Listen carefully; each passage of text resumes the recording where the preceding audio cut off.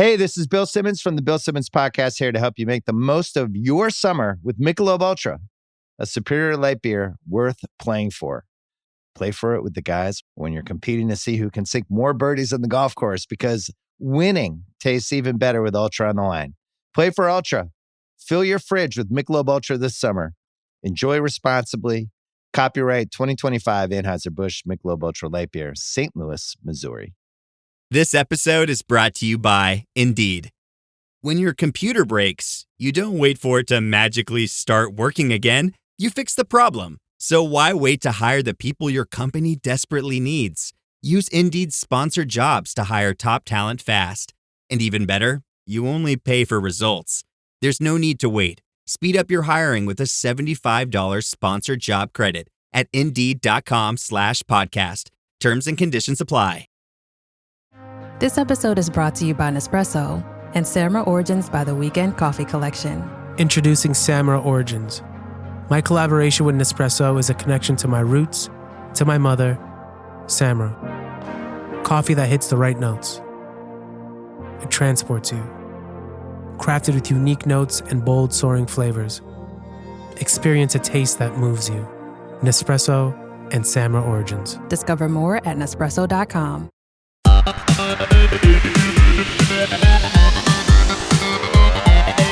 Welcome to the Interpro Show.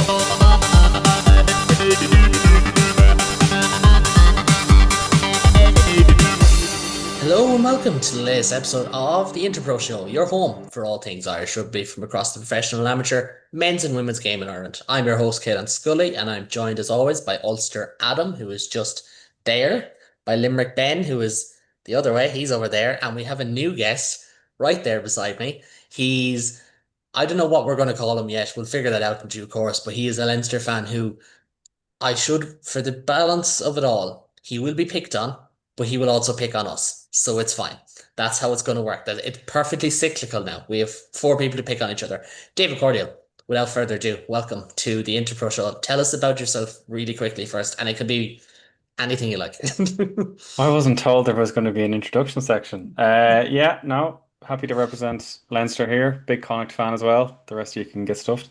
Always looking for an excuse to chat shit about rugby. Looking forward to talking about a lot of it tonight, and hopefully some of it good. And that's where the importance of conjunctions comes in, because it's also chatting shit and chatting rugby as well. Sometimes we were literally just talking about traders before we came on air here, but lots to get into. This is our Rugby World Cup special for tonight. We're going to look at Ireland's games against Spain, Japan and New Zealand, of which 2 of us are heading over to Brighton for that one. And we also have the women's intros to discuss. Sorry about that, David. That was not planned as to be anti-you, but it's just the way it is. We're going to start off with last Sunday's action as Ireland, I'm not going to say cruised, but they certainly steamrolled their way to a 43-27 victory over Spain in Franklin's Gardens. Ben, as the resident Franklin's Gardens enthusiast, I'll let you start things off here. Not necessarily the most dominant, not necessarily the most perfect, but another good win and into the quarterfinals after 2 games after an 8-year absence. That's the headline, isn't it? Exactly. Look, it was job done. A slight regression on the first game, I thought. We did about as well as could be expected. Now, I will get into it later if we discuss some tactics, but there was some defensive sets that needs to be improved based on what the All Blacks did. Again, what the All Blacks did against Japan. If we give them the same amount of space, if we kick as poorly as we did at times against Spain, we're going to be in huge trouble on Sunday. But look, it was job done. We got the tries we needed. We had the BP wrapped up early. Were we a bit complacent? Probably. But at the end of the day, can have no real complaints. But yeah, it was a very good win for Ireland and all that. But David, I suppose, as Ben said, I wouldn't use the word regression myself, but at the same time, there was stodgy bits, and Spain put it up to them for a while, and it looked like they could come back into this game for a while, and that's important to note as well. Oh yeah, look, I mean, I think it's important to give all credit to Spain as well. This was a Spanish team who very much were not there just to make up the numbers. They very much put it up to Ireland, drawing level after Ireland built that 12-point lead at the start, continuing to score right up until the very end of the game. I know it was some late ref calls to chalk off what looked like it was going to be their last try, and credits them, they didn't stop and they went and got their final try as well to kind of make that scoreboard look a little bit fairer to them. So I think you've got to give a lot of credit to Spain for staying in the game the whole way. It's frustrating for Ireland to a degree. I think there were some frailties maybe in the Japan game that I think people hoped maybe we might be able to iron out in this game. But we went into this match, we made 7 changes. That's always going to cause an element of disruption. The fact that we could make 7 changes and still get a 43-27 win, I think is a testament to the kind of depth that this squad has that maybe they didn't have in the past. I have a few positives on that front that I can talk about later as well. But you know, at the end of the day, it wasn't perfect, but getting the job done in imperfect circumstances is kind of a testament to a good squad. And I also think that it is quite a common thing for Irish teams to rise to occasions, and they did what they needed to do to get what was still you know a 3-score lead win in this game. Um, would that performance necessarily do the job next week? No, but I think a different fight will bring out a different animal, and I wouldn't be too concerned about our chances next week. So I think at the end of the day, it's kind of like Ben says, it's job done. We're into the quarterfinal, and after not even being in the competition 4 years ago, I think that's a massive improvement, and something a lot of these players can happily hang their hats on. Yeah, absolutely. And just for a little plug, because you mentioned animal, a bit of an animal, our South African correspondent podcast, I'm sure we're going to have a big week because they had that massive result over Italy, qualified for their first ever quarterfinals. That's worth noting. But Adam, to kind of come back on it, I've no way to go from animal to line out because we're going to discuss that. But Ireland had a shaky line out in round one. They went 12 from 12 or 13 from 13 this week. It was 100%. Is exactly what you wanted to see. And I think once you've seen that, Ireland just started to look more clinical, almost as a confidence thing that it was like, once we get down there, we know we're going to score. And that is important when you get into cup rugby stages as well. Very much so. I was watching this on a boat. I was watching this on a boat back to Belfast. No, back to Liverpool even. So yeah, it was one of those where I was watching it, and yeah, as you said, the lineup was clinical. That meant that as you said, it opened up a new entire way of platform of scoring for Ireland as well. The confidence that this will bring in terms of the set piece would be twofold going into the Black Ferns game. I think for what was it, O'Brien converting or literally anything and everything at the minute. I think she missed a few, bearing in mind in the Spain, but I think she's absolutely phenomenal. She's just playing around the pitch. She's controlling the games well. I think the pack is also clicking as well, as you said, with the line out, and some with the scrum as well. There's like a couple of the ruck when you put on the screen there's the ruck things as well. Winning the rucks as well. I think Spain won more rucks, but at the end of the day, we need to be scoring the points, and at the minute we're scoring all the points that we need to do. Um, the defense, yes, was leaky. There's still a little bit of improvements to be made there, for New Zealand, but it's nice to be hitting a time now where we're in form and we're heading right into Cup Rugby, and hopefully it's going to be a brilliant game down in Brighton on Sunday. Yeah, well, that's the hope because, as I said, there's two of us heading down there. I'm one of them. I'll let the other person reveal themselves in a minute.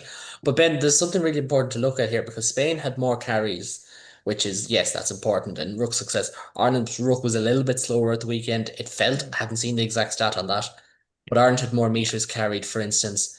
Defenders beaten, this is where defense becomes a little bit shaky. High pass numbers, kicking numbers, even though they're almost identical, it's important to note that in this code the kicking varies from the men's game, and that is typically it's a little bit lower anyways, so it's actually quite high. But what was your kind of takeaway from how Ireland went about going upfield, accumulating points, getting that attack going? Because it felt like, as I said to Adam there, their ability to just keep plucking away and to just always feel like they were going to score was something we haven't seen in a while, probably since this time last year. No, like when we got the ball moving, we were excellent. At a midpoint, when we got the ball to 10, we got the ball to 12. We genuinely looked tremendous in attack. I will see you at the weekend and hopefully it's the same again in Brighton. Um, the only regression is probably the wrong word for me to say. I have slight worries about our pillar defense, and when the ball goes wide, we look quite vulnerable. But again, if we're scoring tries, if we're getting our pack moving, if we're kicking as well as we are, that can be fixed in a week, ideally. Hopefully. No, I'd agree, and I'd like to see that. I'm just going to end. I know we're going to predict. Actually, no, do you know what? I was going to go on to the squad ahead for the weekend, but we'll touch on the New Zealand game in a few moments. I want to talk about the Japan game first before we move off, and we'll do a little Vinter Bros chat as well. But David, on this one, like, look, the Japan game was probably a weird one insofar as Ireland went out, they were so dominant, they were clearly always going to win this game. Eve Higgins helped massively. She's been a star performer, as has Stacey Foote, fullback. But the talk after the game was, let's not burn out our stars. Let's rotate. Let's learn from lessons of years gone by. And okay, we've gotten the dirty diesel out of the tank, as the phrase goes, and things like that. And that was kind of the big takeaway from that game. And like with the benefit of hindsight now, you're looking at it, it's like, well, Ireland probably got the most out of both games, but specifically that Japan game was a very good hit out for what's typically your first XV. And I don't like using that phrase. Yeah, no, absolutely. And like I said before, the fact that they can rotate and still maintain the standards is good. But I think that was probably an issue that this team had maybe faced in the past, that beyond the first 15 they didn't have necessarily as much depth, just because the game is that little bit smaller. And you can manage that for as long as everybody involved stays fit and stays firing. But dip in form, an injury here or there, and suddenly you find yourself in a really dicey position. We're not really there anymore. We can switch people out a bit more, from positions across the front, at a hooker to even the back row. If you told us the back row that we'd lost Aoife Wafer, we'd lost Aaron King, and then that, you would have thought that would be a death blow, and yet this team has still managed without it. And can I jump in there just really quickly? Brittany Hogan was player of the match in round one. Grace Moore could have been player of the match round two. When you talk about next person up, there you go. 100%. And the player of the match in round two was Elena Perry, who made a really strong argument for inclusion now in the New Zealand game. Grace Moore, that second half was just unreal. Like, that was an incredible performance from her. So that's the kind of depth you need for a tournament as well. Like, you can go through individual games, but if you want to win over a sustained period of time, you need a squad. 15 players isn't going to win the tournament, and Ireland now has a squad. And O'Brien, we were talking. I think Adam was talking about O'Brien kicking incredibly well off the tee.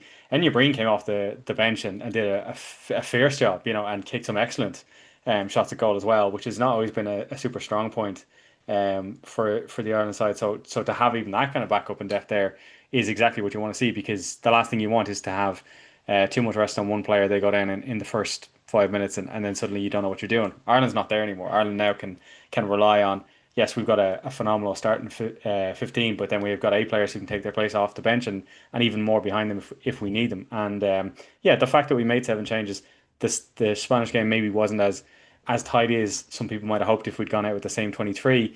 But considering we still got the win, I think we, as you said, we got the most out of the game. It was much better for the squad overall to get minutes into as many players as possible, and still put out a performance. It wasn't like we put them out and Spain kept us honest. They played an incredible game themselves, and that's kind of what you want, both from a getting your points point of view and from a having an opportunity to actually show what the players, both at the front and just one layer behind, are capable of. And I'd be really interested to see now, given those 7 changes, who comes back in for the New Zealand game versus maybe someone like Elena Perry, who maybe has made an argument for themselves. So it's maybe a situation now where we don't know before that 23 is named exactly who's going to be in it, and that's kind of a fun place to be.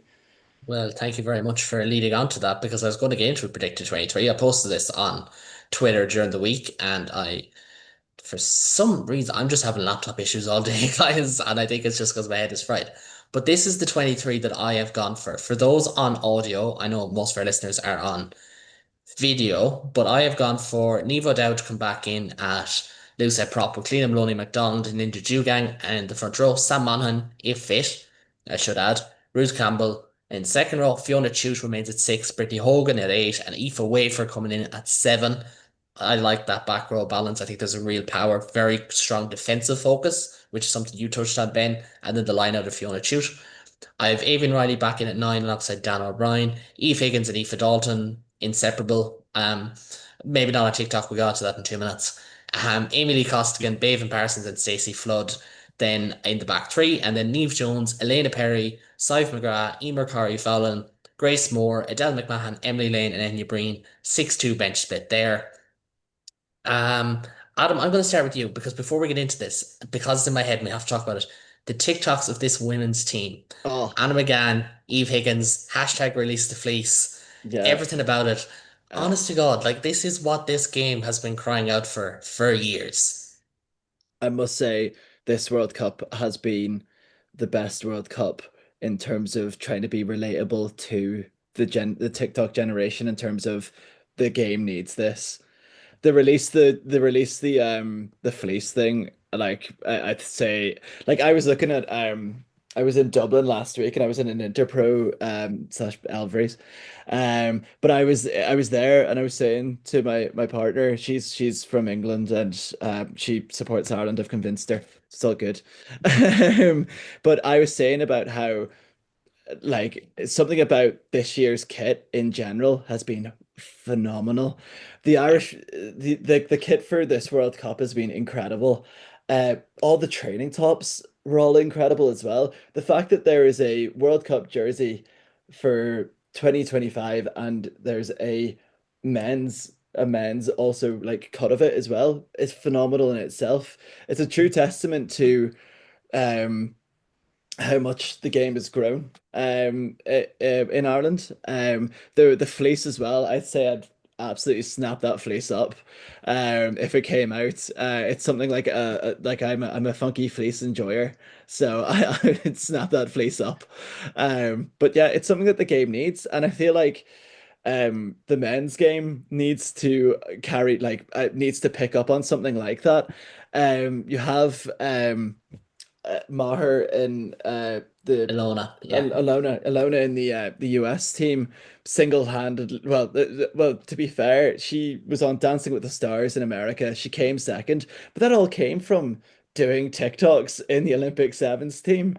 You know what I mean? She's probably one of the most recognizable sports people in America due to, like Yeah. you think that England versus USA game, we all know that England are like world class, objective class, but everyone was talking about her. They lost, but everyone was still. She was still going around all the I was going to all say the post people at the game, end. everyone ran to Yeah, her for ev everyone ran to her for pictures.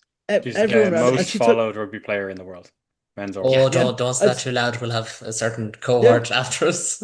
but yeah, that's the thing. That she's the most followed. Like it's what rugby needs. Yeah, It's what this World Cup is doing, right? yeah, It's it really promoting the is, game and it's whilst everywhere, bringing. isn't it? Like it's Yeah, even like I know you shouldn't plug other podcasts on your podcast, but like Anna Capeless has been on a podcast, and she is just so enthusiastic and so yeah, passionate about it.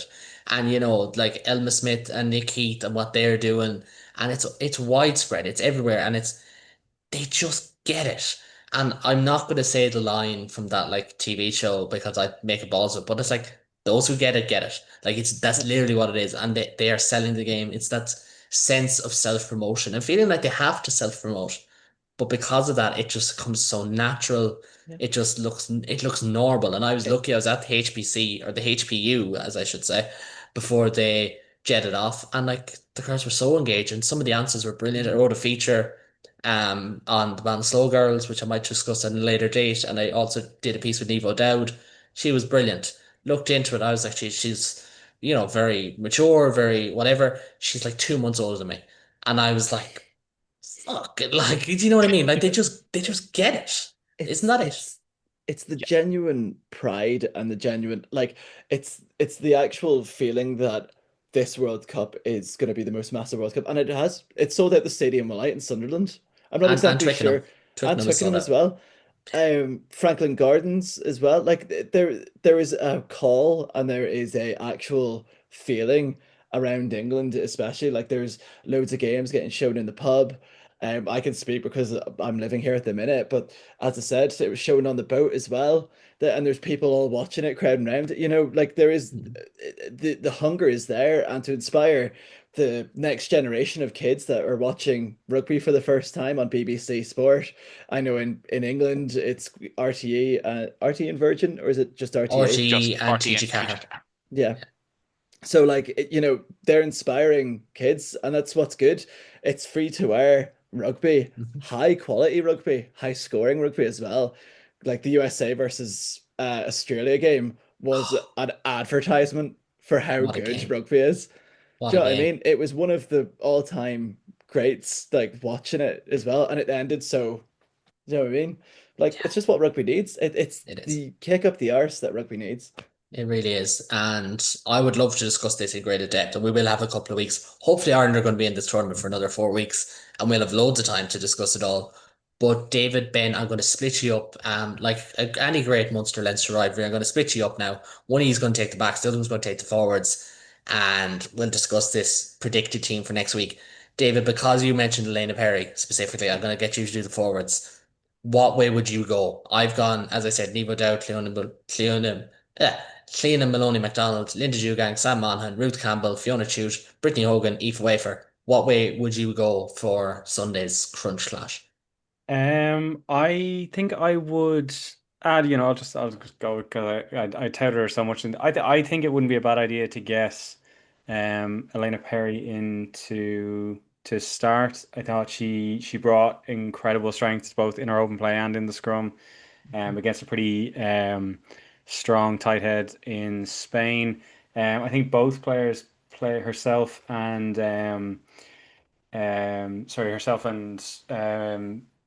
no doubt played about 61 minutes in their respective games. So I think it'd be handy if we could even split Yep. that a little bit more. I think I have no problem with 61 and 60. So 61 and 60. So I'm all for making earlier swaps when the two players can match up that well. I think that'd be a good call there. I think I might. No, I think I would start. I will start Maloney in at hooker. Although Nee Jones, every time she's on the pitch, she just scores tries. Linda has to hold her place, without question. There, 51 caps. Worth noting, she got her 50th cap, in the match against Spain. There, that is her 50th cap out of 51 games Ireland have played since she got her yeah, first cap. But that is Yeah, incredible. insane. That for any player, that's insane. For a front row forward, that is incredible. Dominance in your position and just durability. Like that is unbelievably incredible, and someone who from was her. a So nurse during COVID, someone who went to France for a period, who plays 70 plus minutes a game, like who swaps from either side of the scrum. Like it's insane. it's just like it's unbelievable. It's like, come on, like leave something for everybody else. But yeah, no, she's absolute titan.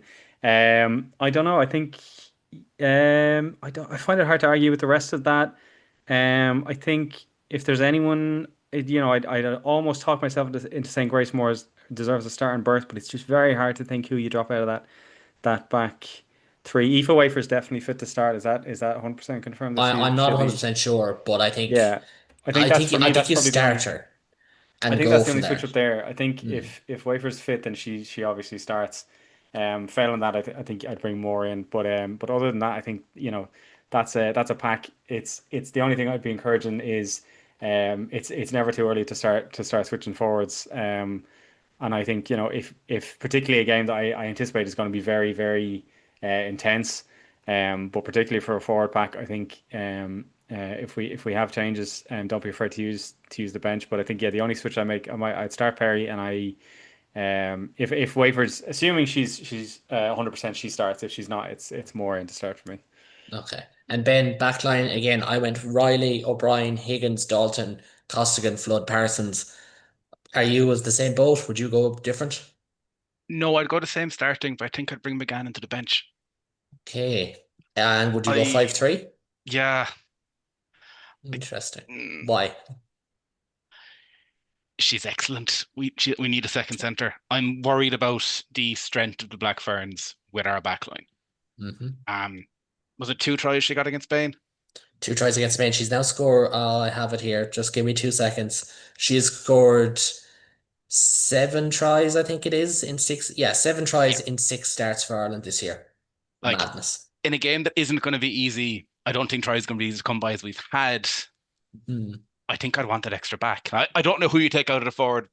I don't know who you. If Aoife Wafer doesn't make it, it makes it a lot easier to go 5-3. Yeah, definitely. Like McGann is the only. I'd put her in myself at the coin flip, whether you do or not. If Aoife's out, 100% she goes in. No, that makes sense. And I think it is kind of that balancing act. I think they'll go 6-2, but then they haven't gone 6-2 for the first 2 games. Would have been easier to do that if you had in one of those games. There's all that juxtaposition and balancing it up. You don't think McMahon gets the start? It's not that I don't think she does. It's that I think you have to go with Fiona Shoot at second row or at back row if Sam Monaghan is fit. I think Aoife Wafer will invariably start if she's fit. And I think you have to play Brittany Hogan. You have to put Hogan at 8. Yeah, actually, McMahon was just so good the weekend. She was. Or 2 weeks ago. She was brilliant. And that's the thing. I know Aoife's back, Wafer's back, Aoife starts. There's no... And you could go potentially 40-40 with those two, depending on how the game is going halfway through, and just save players. Because, like, France did not look great. But we'll get on to that. We'll have that next week to discuss. And so much more. Adam, I'm going to give you the first prediction of this one. Set the mood. Everyone in Ireland is listening to this. They want an emphatic answer. Ireland, are they going to get the job done in Brighton? Are they finally going to, sorry, not finally break their World Cup curse? Are they going to get back to a World Cup semi-final for the first time since 2014? Where are you as of right now? I think semi-final's achievable. Definitely achievable with this team. I think the excitement. I forgot to mention about Higgins. I think phenomenal. Like, I think the intercept try was one of those moments where you thought, right, this is it. Do you know when we have like games in the past where you think this tournament's gonna go well? Like you know this is gonna go well because Japan were right at the line. Higgins swoops in. I think phenomenal. I think, as Ben said, I think that having an extra back in that in the bench will work very well. I think getting to a semi-final is achievable. I think it's very achievable at this moment in time, and that would be phenomenal. And hopefully they will release the fleece. Yeah, well, hopefully we should see. Just really quickly, Ben and David will be talking loads about the World Cup in the coming weeks, so I'll just hold off on predictions for me. But I want to just really quickly talk on the women's Interpros because it did go under the radar. It probably wasn't covered enough. I hold my own hand up in that. But a really fun tournament. And Ben, too, the victor goes to spoil. So I'll let you take this one in terms of, who goes first in our list. And well, Munster, 50 points to 15 winners in the final over Leinster. An unbelievable win. But firstly, we'll talk about that first try scorer, Chloe Pearce, in her last game. That is some way to round off your Munster career. I mean, to go 15-0 up in any game of rugby, it's to do it in an Interpro final against a Leinster team who have been so dominant in this competition over recent years. World Cup aside, it's a massive achievement. I could wax lyrical for hours about Chloe Pearce and what she's done for rugby in Munster. She has been a stalwart whenever called upon. She does what she did on Saturday.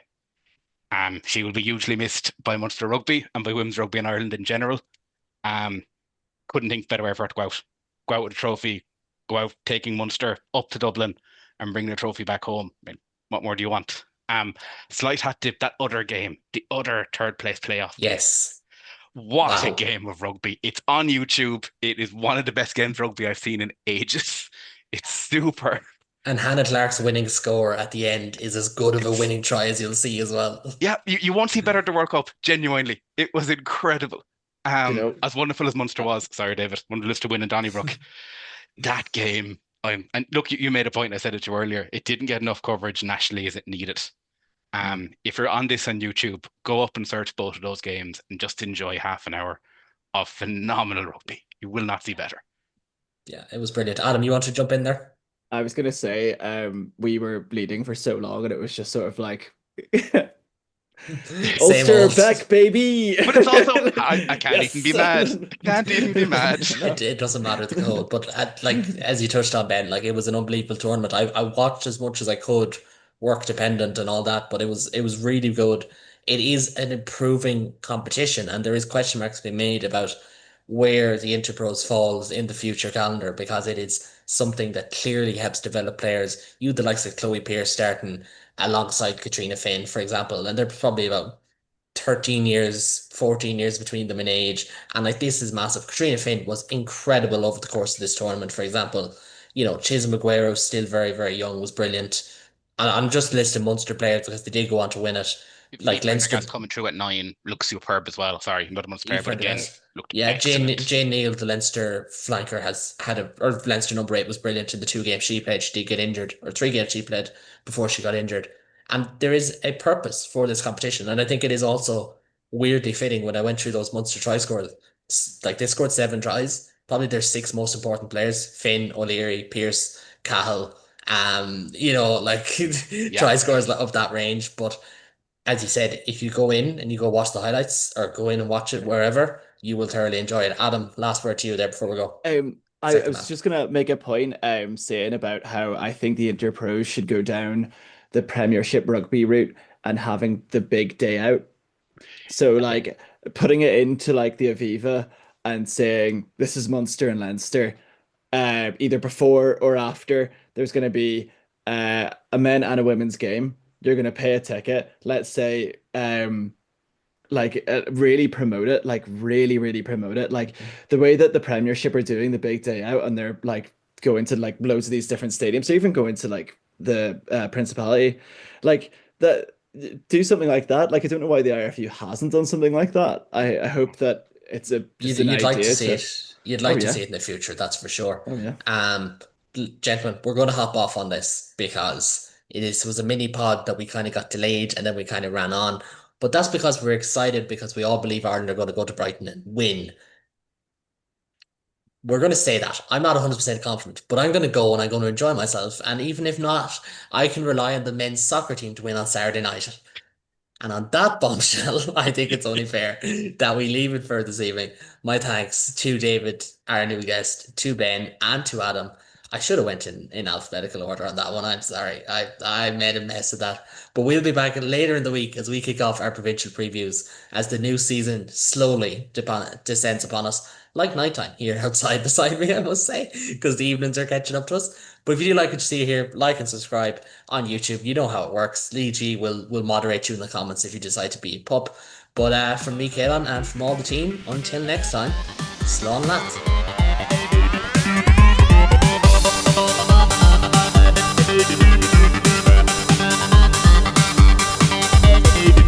Thank you for listening to the Interpro Show. We'll be back with more of the same next week. And if you've got time, give us a like and a rate on social media and a subscribe on YouTube. All the best.